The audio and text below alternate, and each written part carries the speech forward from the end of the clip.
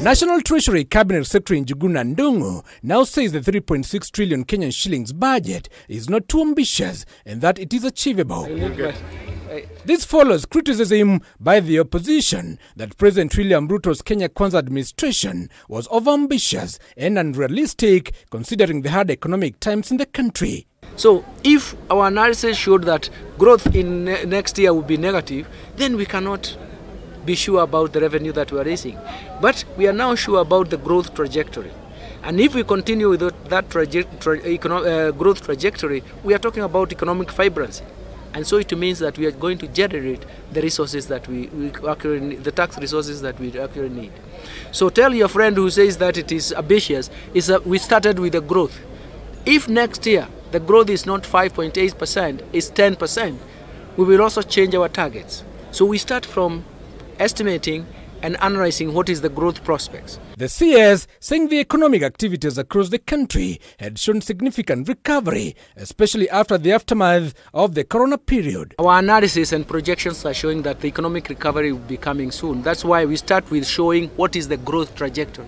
It is on the basis of that then you say, because economic activity is going to produce revenue through taxation, that's the only way you can start projecting other things. What is growth to you? It's a series of a summary of economic activity. And if it's a summary of economic activity, it means that those economic activities are generating some value addition, some value added, isn't it?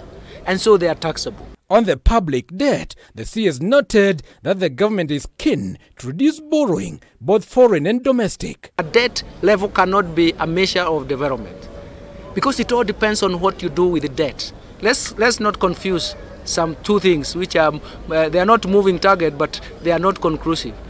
The debt is accumulated for you to support public good or investments in public goods. That is why we need to do that, isn't it? But if you are looking at debt as an indicator of who was good or bad, that is not a very good approach. However, the former CBK governor said if well utilized, borrowing can add to the country's value. It all depends on what you did with the debt, isn't it? All of us will pay the debt. But if you are told that that debt built that dam has provided irrigation, and those people in the irrigation are producing, it means that they are raising resources that they can service the debt, isn't it? Currently, Kenya's debt stands at about 9.6 trillion Kenyan shillings, with a ceiling of 10 trillion Kenyan shillings. This limits the government to borrow only about 400 billion unless it reviews the debt ceiling upwards if the taxes cannot fully finance the budget. As President William Ruto's Kenya Kwanza administration presents the biggest budget ever to be read in the country, the huge task will be to collect adequate revenue to finance it. The opposition has lamented that Kenyans could be overtaxed in the process. Giverson Minor, K24, at the Parliament Buildings, Nairobi.